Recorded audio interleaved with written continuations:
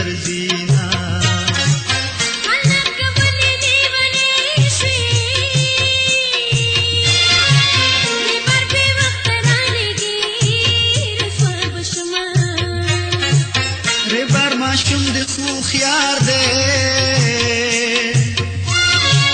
بې ځایه نه وایي زما د زړه حالونه یاره راځه چې ستا د کلي قربان قربان دې د ماشوم ربار شمه ربار ټول درنه لوګی شم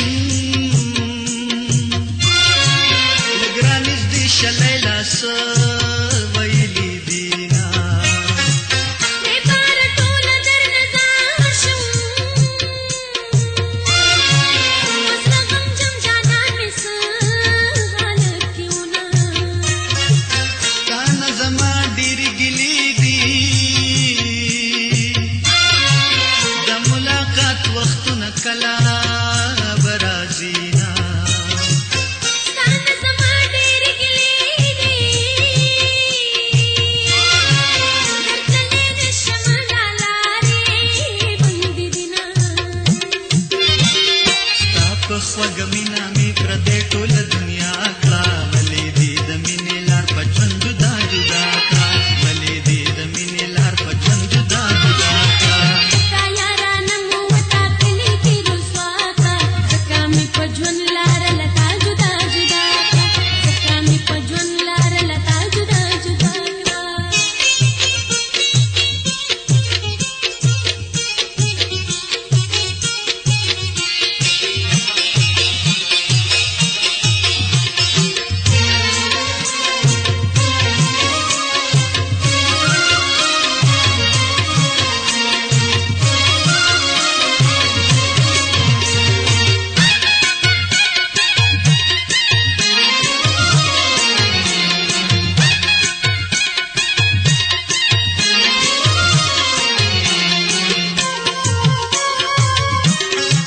داسې به چرته کې یو ځای شو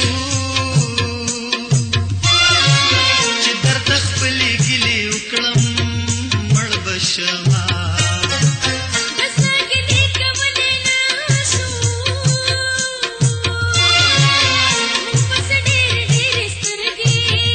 دي رالیا مونږ به تر څو په اور سوځېږو د خلکو سترګې به تر څو راپسې وینه خبر مې کړې پر ضد خپله دا شکمن روڼا زما دې لیونیه د مرګ خبرې راته ما کړه چې روڼه ستا د خون به زه ور وبخمه که هر چا مړ کړی ځای دې زه یم صبر کوه ځانونه ولې دردونه خیر دې که زه په وینو رنګ شم په تا د لاس د مرګې نه اوچاته وینه دلته کې دا خبرې نشته د پښتو کلي دې جوړه په سترمونه تا سره ځای په ځای غوښتلي مې خیرونه ګلې له تا نه جدا نه وې ګلې له تا نه جدا نه وې چې تېرېدلې و یو ځای د جنتونه زما جانانه جدا نه زما جانانه جدا نه وې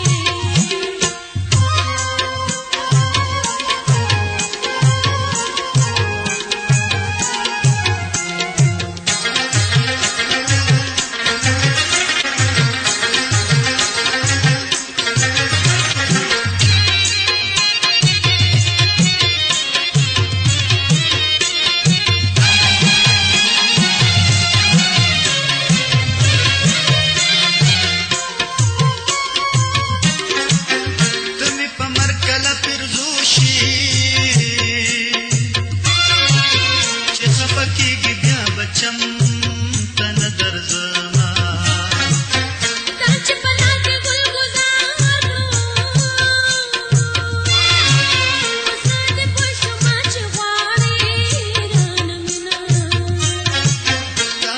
لارې ګلو چات کړو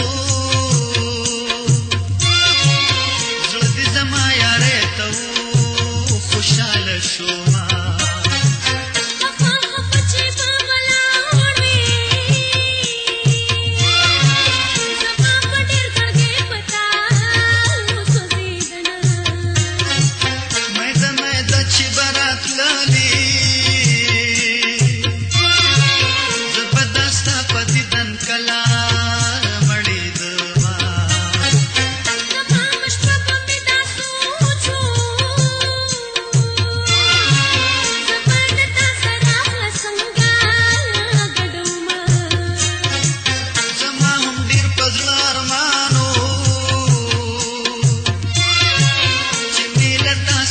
خبرې